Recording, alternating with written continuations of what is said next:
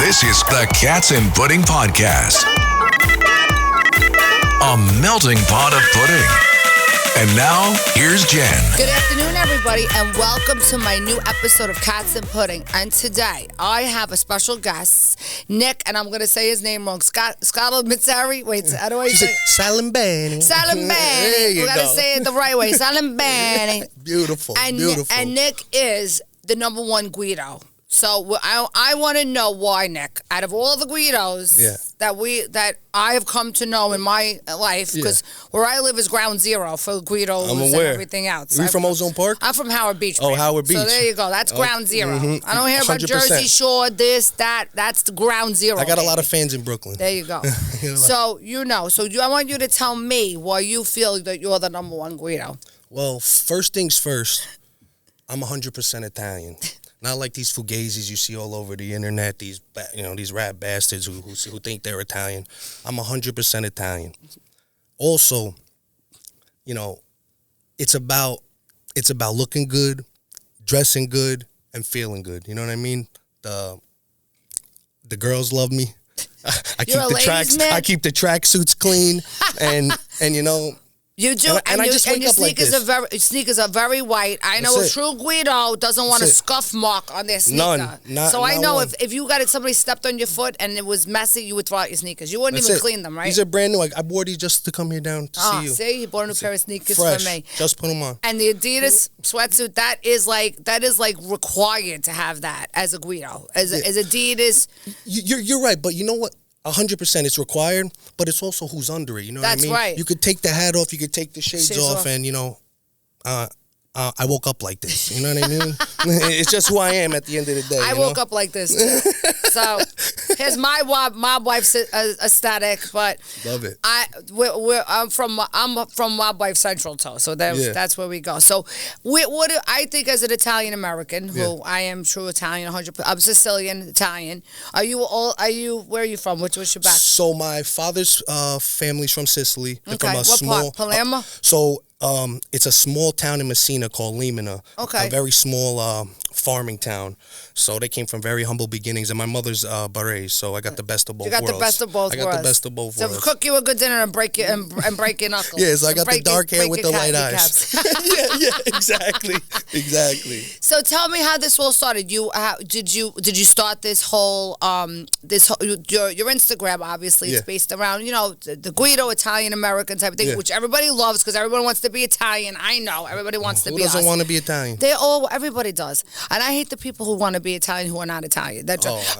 Some of it doesn't bother me, but I hate when actors go and act and they're totally not Italian and they pretend that they are. Exactly. A lot of people are riding the wave right now. Yes, they're riding the wave. People are riding the wave. They are. They try to ride the wave. I've been doing videos since I was a kid. Always. I think that's appropriation. We should get upset over that. Yeah, exactly. Think? We don't get mad about it. How come nobody gets? How come we should rise up and be upset over that shit? I think so. No, what do you 100%. Think? No, I agree. I think me and you should start a coalition. Exactly. That's what I think. We should start our own family, our own coalition, and we have to start this and say that we're offended by that. Yeah, no, I mean, I don't care. I think it's honorable when people do that for us. I like it. It's kind of like they're paying homage, like they're giving you a pat on the back, like that means they like it. You know what I mean? They want to be like it, so they want to emulate us. That's the word I was looking for. But exactly. I have to tell you though, I do. It's sometimes which bothers me. Like I'll give you an example. It's when I used to work. When I was just a nurse, I worked on a unit, and I don't know what happened. I think John Gotti passed away, and they all knew that I was from Howard Beach, and they were just like the way they were talking about it was like, and they would talk to me like, oh, and like make fun of like the Italians, and I'm like, you know what? I said, you know what? If I was making fun of you like that, I said you would take that as such offense. I said, but us, we just have to take it as like it's no big deal and it's a joke. You know what? Exactly. We're not all about like mafia and Italy and Italians and our heritage. Caesar, we have the greatest warrior on the planet that ever developed the biggest empire. Food, art, culture. We're not only all about that, and that's offensive to me that they talk to you like that you're dumb, and that annoys me. You know that Italians were the biggest ethnic group to fight in World War II for America too. That's so right. you know, there's a lot of history behind it. There is, and talk about it. You want to talk about a hanging, and they want to talk about the slaves in the South. When the Sicilians came over, that was one of the biggest mass hangings in the South. It was 50 to 60 Sicilians hung on one day. Yeah, I mean. So you know, it's just, to me, it's just that we don't get that. I don't want to say respect, but people overlook that we don't the same things happen to us as other people. You know what I find is that people who are real Italians from the neighborhood who we grew up with, you know, in the tri-state area, there's a lot of us. They love what I do. It's the people who aren't Italian who have a problem with it or who find it offensive. You know, some of the stuff that I do, but you know. Screw them. Exactly. You know what? You're allowed to make fun of yourself, and that's the other thing, is we're allowed to make fun of ourselves on our own heritage if we feel like our own background. Exactly. Because it is fun. I mean, it is funny, and it's great because we're very candid people and we're very animated people. I think why I cut through is because I'm authentic. I think people see that I'm authentic, and you know they're drawn to it, and you know, at the end of the day, you know, you can only fake it for so long. You know what I mean? That's true, and that's true. But you emulate it very, very well. It's hysterical. What do you do? Stand-up shows too? So I haven't really gone into stand-up. That is something that I'm looking into, but I haven't really dove in yet. But one day, maybe when I grow a pair of balls, maybe I'll I think you have the balls to do it. I know. I bet you have big balls to do it. Not to be personal or anything like that. Listen, take me out to dinner first. It's a true Italian. There you go. Me and Jen are going out after this. We're going out after. We're gonna go to Rayo's after this. Let's go. Come on. You know what? I'd love to take you out. Oh, look at that!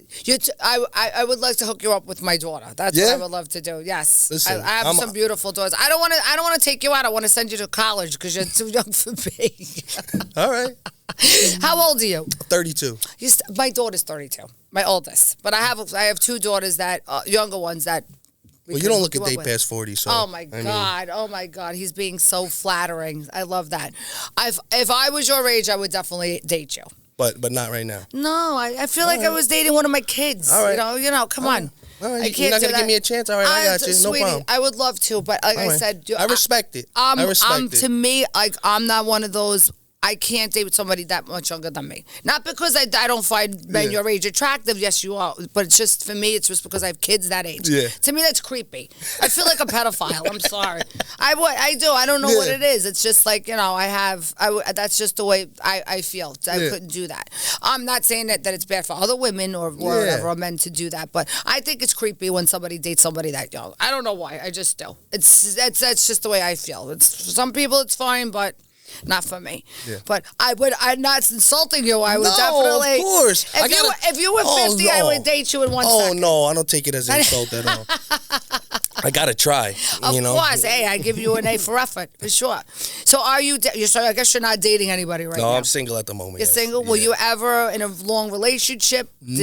Nah, not in a long time. Not a long time. I don't want to do that. Well, how long? You're not that old. I mean, a couple of years. I don't want to do that to the women out there. You know what I mean? I got to keep myself. You got to keep yourself available. Yeah, for these women. Exactly. Say if you would date me, you wouldn't be available then because I wouldn't take kindly to you dating a lot of other women. You could take me off the market.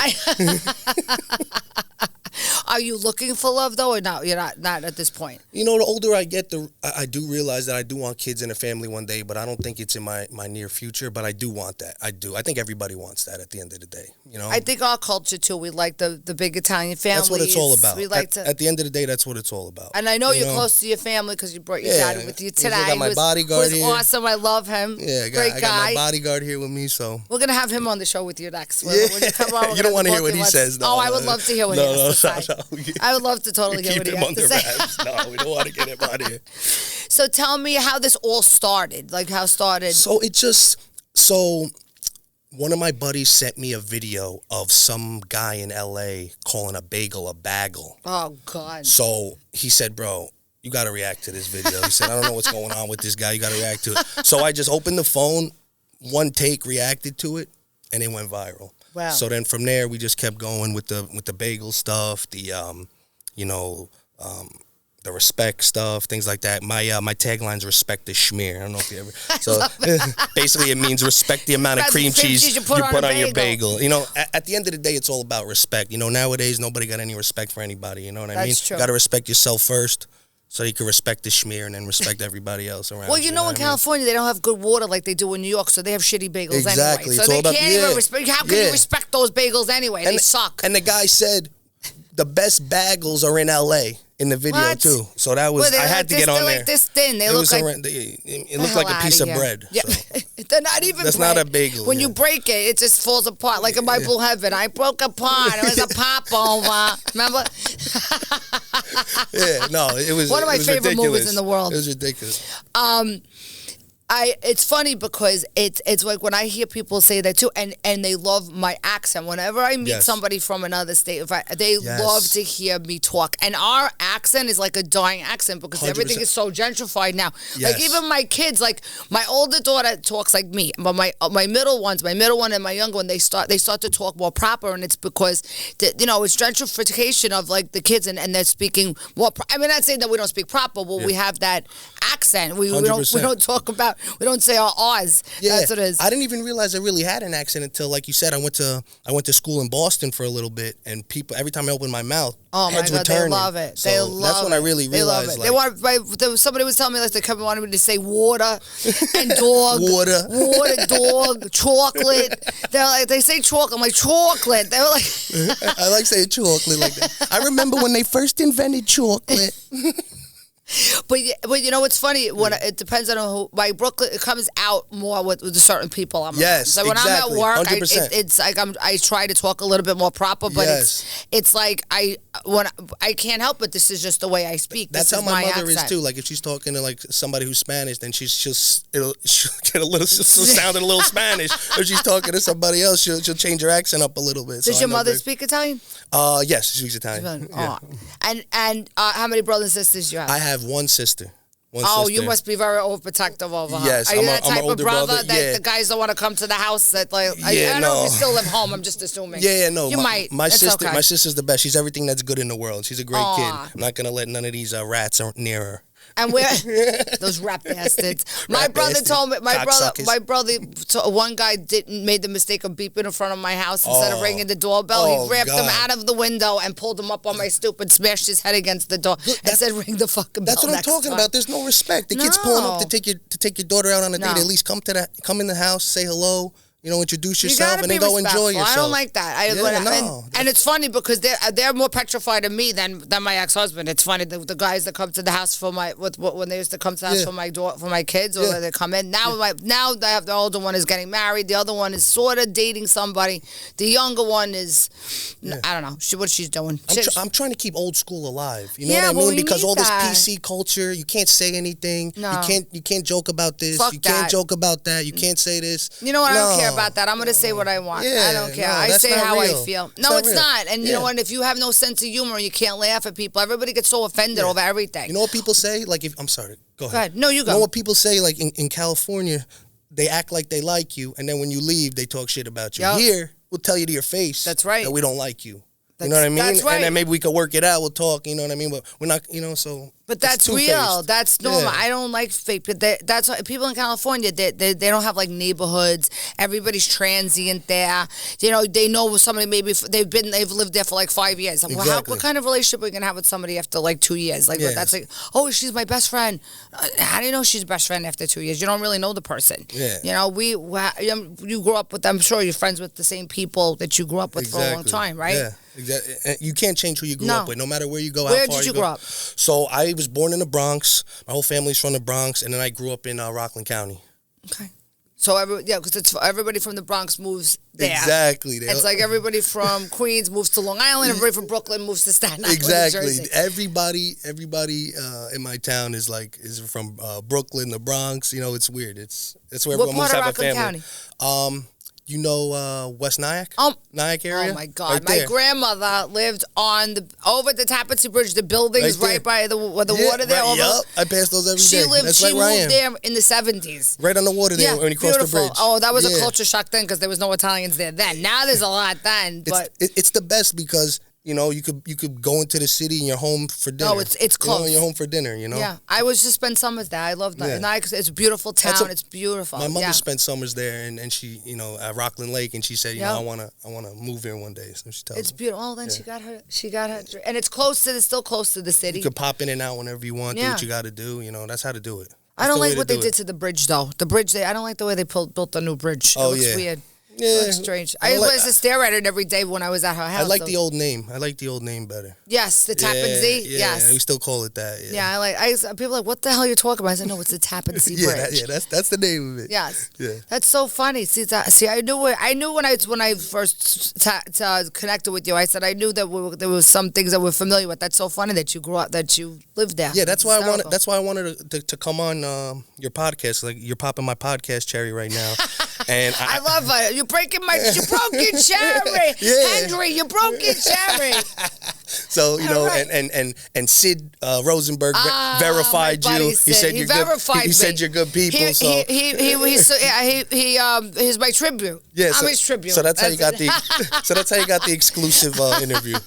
Well, I'm glad that I got the first exclusive interview, because, you know, one day when you're a big star, I hope you remember me and come back here. I hope you're not talking like this the next time I see you when you're in California and you're like, hi, I'm Nick, the previous Guido. Never. I'll never sell out. I'll tell you that right now. I hope that'll never happen, but I don't think that will. No. So tell me about, like, what you're looking to do now in the future. I mean, are you looking to act? Like, or do you want? I know I asked you that before, but I feel because you acted in the film. What is it? Is it a show? Can we talk about that? Yeah, of course. So it's a TV show called The Jailhouse Jerky Crew. And who's in it? So it's directed by Paul Borghese, and Tony Darrow's in it, who's in Goodfellas, Casino, Analyze This. It has Chuck Zito in it, who's, you know.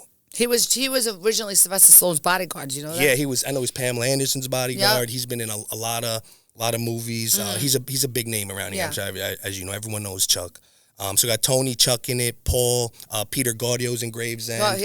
One of my good friends. I love Pete Gaudio. Sid's in it. My boy. Love Sid. And then William DeMeo. Sid wants to be Italian. He's Jewish. Sid, he wants to be Italian so bad. I make fun of him. He looks Italian. He's the number one. Not with his nose. I'm sorry. I love you, Sid, but I love him dearly. But he's from Brooklyn his whole life. I make fun of him all the time. He's great. I said, you want to be Italian so bad. Who doesn't want to be Italian? And who's the other one that's William DeMeo? William DeMeo's in it. He's another one who wants to be Italian. He's not Italian. I know he's not. No, Willie's Italian. No, he's not. He does. I thought he was an Italian. Well, I actually don't know, but I don't think he's Italian. I don't think he is. No, okay. So I don't know. You know better than me. I don't know him. I'm just making jokes. Yeah. But I don't think he is Italian. I think somebody told me he wasn't Italian. Yeah. But I never met William. I know Sid knows him. I would love to meet him. I think I have the people that are mutual friends that know him. Yeah, he's a nice guy. Yeah, so I'm not making fun of you. I was just, if he listens to the show, I always aspired to get into acting, and you know, and Paul reached out to me to give me a opportunity. Did they find you online? Yeah, I was found on Instagram, and it's funny because I'm playing the role of Nick the Guido, so it's perfect. It's the perfect first role for me. So that's amazing. It's been really fun, and it's been a pleasure working with those guys. Those guys are legends, and you know, I'm just humbled to be able to work with them. Really, that's amazing. Yeah. So this might be opening doors for you for other things. That's amazing. Yeah, it's just we're talking to some other people too. Got some other stuffs in the works, so hopefully, you know. Oh, I'll pray for you. And I hope, like I said, I hope you come back. And I hope you're not going to come back talking like this. Never. You won't. Never. So now, what are you going to just be focusing on your podcast? Are you going to be a podcast? You're going to be focusing on? Is it your YouTube channel? Like that's where. So my main thing is the Instagram at TheNumba1 Guido, at TheNumba1 Guido, Instagram, TikTok, YouTube. But Instagram's my main thing, and TikTok. But I'm starting to build up my YouTube a little bit now. But let everybody know where to find you. Give them all your TheNumba1 Guido, TheNumba. I gotta put one my Guido on for this. Not number. Number. Get my number and TikTok and YouTube. YouTube. Yep, Instagram, TikTok, YouTube at TheNumba1 Guido. And if you have any film roles for him that needs a Guido in it, this is him. This is the guy. you. This is the guy. I got a guy. I'm the guy behind the guy that knows the guy. Behind the guy knows another guy. This is the guy. We love it. I love it. You're awesome. It was a pleasure. Thank you so much. Thank you so much for having me. I really appreciate it. Nick, you're awesome, and you better come back. I will. I want to have your dad come on next time. 100%. Yeah. I hear he's cracking up in the background. You should see what he says. You're not gonna believe what comes out of his mouth. I can imagine, and that's why I want him to come on with you next time. So everybody, I'm so happy that Nick came on. I have a rising star, so hopefully we'll get him back when he's rich and famous. From your mouth to God's ears. Please watch our episode. Make sure you watch the whole episode. Subscribe on YouTube, Apple, Spotify. The whole episode, not just the shorts, everybody. Have a great day. This is Cats and Pudding. Jennifer Delangelo signing off. How you doing? See ya. See ya.